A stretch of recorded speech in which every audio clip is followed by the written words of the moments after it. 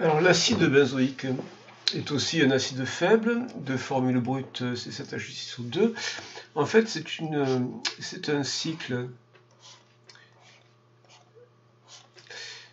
On voit la racine benzène dans benzoïque. Alors c'est un cycle avec une alternance de simple liaison, double liaison, simple liaison, double liaison, avec des carbones au sommet évidemment, et une fonction acide. Et on complète avec les hydrogènes.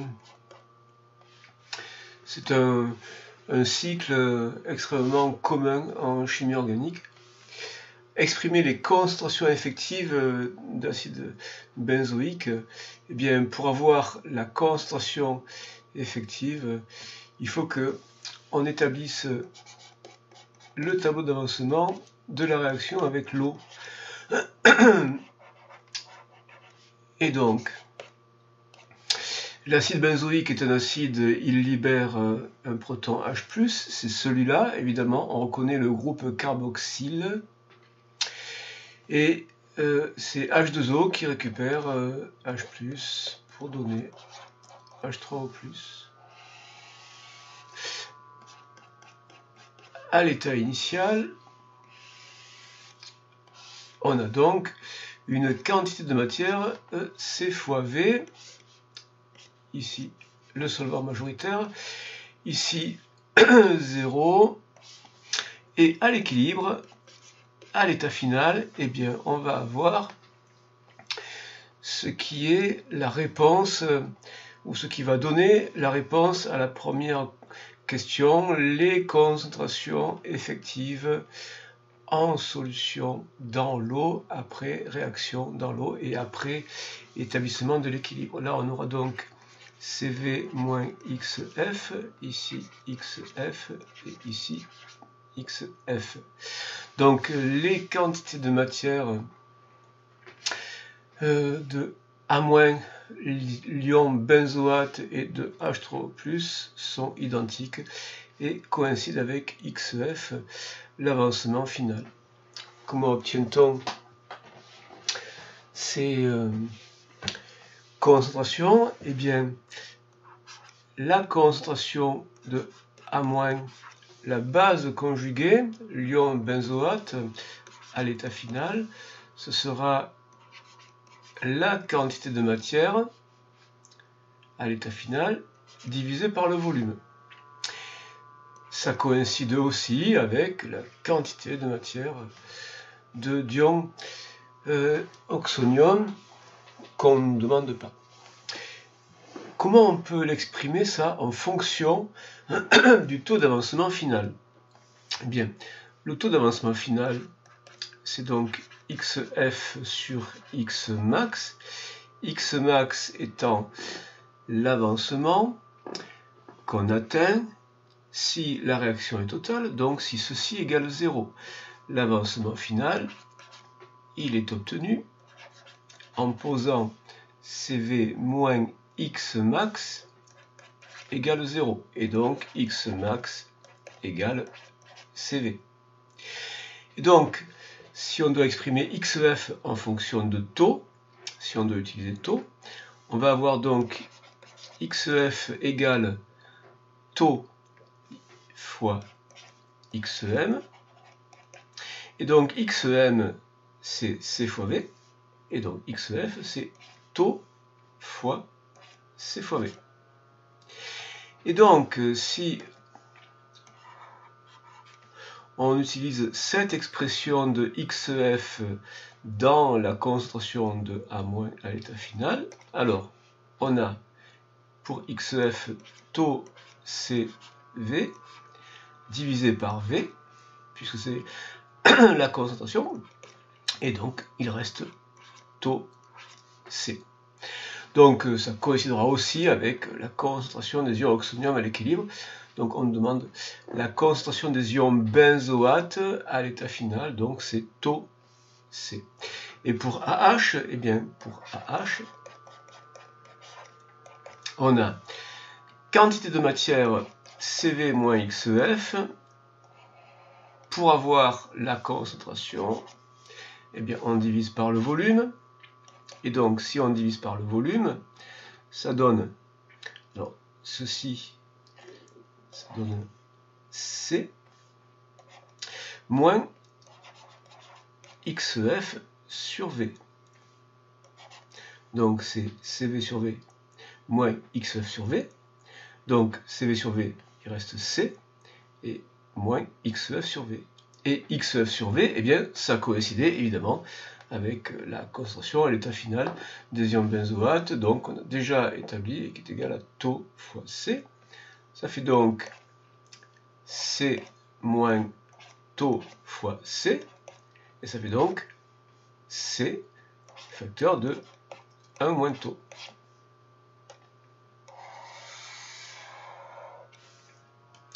Voilà les concentrations à l'équilibre à l'état final. Établir l'équation qui permettra, à laquelle obéit le taux d'avancement final, eh bien, ces quantités-là, ces concentrations sont reliées entre elles par la constante d'équilibre, donc l'expression de la constante d'équilibre, c'est H3O plus à l'état final fois A moins à l'état final sur AH à l'état final. Donc, la concentration en ion H3O-, c'est la même que la concentration en ion A-, les deux coïncident, c'est les deux colonnes. Donc,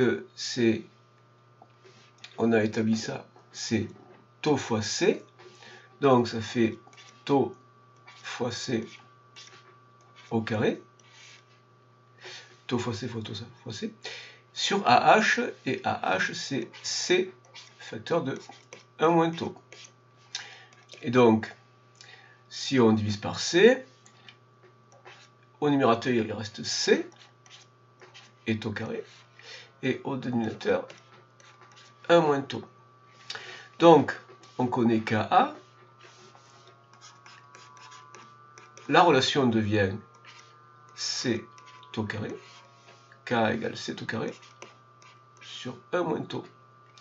Si on multiplie par 1 moins taux, ça donne 1 moins taux K égale C taux carré. On développe ce produit-là, ça donne Ka moins Ka taux égale C taux carré. Et si on regroupe tous les termes à droite, donc du côté de C taux carré, on va avoir C taux carré plus Ka taux, on ajoute Ka taux, moins Ka, donc égale 0. Donc égale 0, c'est une équation du second degré. Alors, pour résoudre une équation du second degré, avec la variable ici taux, ce qui est l'équivalent du x en mathématiques que vous avez l'habitude de manipuler, eh bien, on calcule une grandeur appelée discriminant, qui est égale à b carré moins 4ac, le coefficient du x carré, le coefficient du x et la constante. Alors ici, le b carré, c'est le k, c'est Ka carré, moins 4ac, donc moins 4 fois. Alors A, c'est lui, c'est le C. Et le C ici de l'expression discriminant, évidemment, c'est la constante, donc c'est le Ka. Donc moins Ka égale 0. Donc ça fait Ka carré, alors moins fois moins, donc plus 4 fois C Ka. Et donc égal. Alors, on n'a pas tout à fait Ka directement, on a pKa. Alors pour avoir Ka, à partir de pKa, c'est la réciproque du moins log, donc c'est moins 10 puissance moins pKa, c'est-à-dire 10 puissance moins 4,2, c'est-à-dire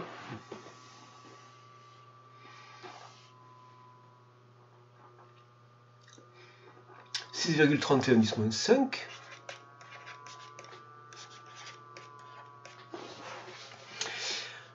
Là, le discriminant sera donc K au carré, donc ceci au carré, 6,31 10 puissance moins 5 au carré, plus 4 fois C, alors C c'est 2 10 moins 3, 4 fois 2,010 moins 3, fois 631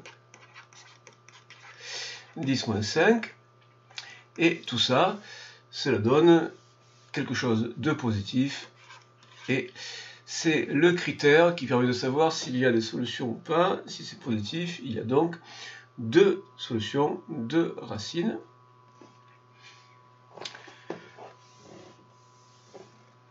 Alors, ça fait 5,1 10 moins 7, 5,1 10 puissance moins 7. Il y a donc 2 solutions. Les mathématiques nous disent qu'il y a 2 solutions. La première solution sera moins b moins racine de delta sur 2a. Alors, le moins b, c'est moins k, moins racine de delta, donc c'est moins racine de 5,1 10 puissance moins 7. Alors, je vais le mettre tout de suite numériquement. Moins k, c'est donc moins 6,31 10 puissance moins 5. Sur 2 fois le coefficient du taux carré, c'est C, 2 fois C. Et donc, numériquement, c'était 2,010 moins 3 mol par litre. Donc 2 fois 2,010 puissance moins 3. Et tout ceci va donner quelque chose qui sera négatif. Et donc, si c'est négatif, c'est une solution possible pour les mathématiques, mais elle n'est pas appropriée pour ce problème-là. Donc, c'est pas celle-là de solution qui conviendra. Ça va être l'autre, moins b plus racine de delta sur 2a. Et donc, moins 6,31 10 puissance moins 5 plus racine de 5,1 10 puissance moins 7 divisé par 2 fois 2,0 10 puissance moins 3. Et ça, ça donne 0,16. Évidemment, c'est une solution tout à fait possible pour un problème de chimie. Ça veut dire que, si on reprend le contexte, eh bien, c'est une transformation limitée. X n'atteint pas la valeur de X max, la valeur maximale possible. Il n'atteint que 16% de la valeur maximale possible. XF, c'est 16% de XM seulement. Et on finit avec les concentrations effectives à l'état final d'acide benzoïque et de sa base conjuguée. Donc, ça sera le 4. Eh bien, la concentration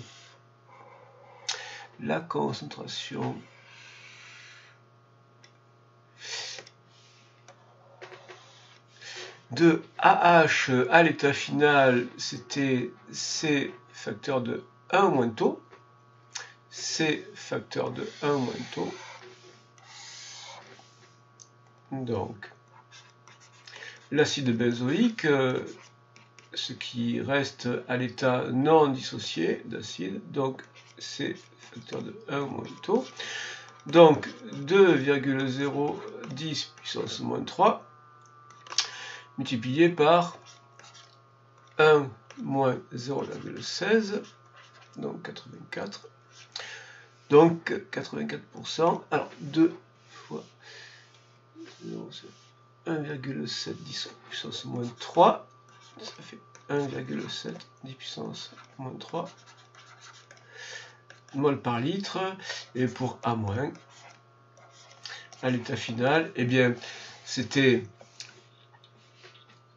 XF sur V, donc c'était C fois taux, donc 2,010 puissance moins 3 fois 0,16, donc 0,32 fois 10 puissance moins 3, donc 3,2 fois 10 puissance moins 4 mol par litre.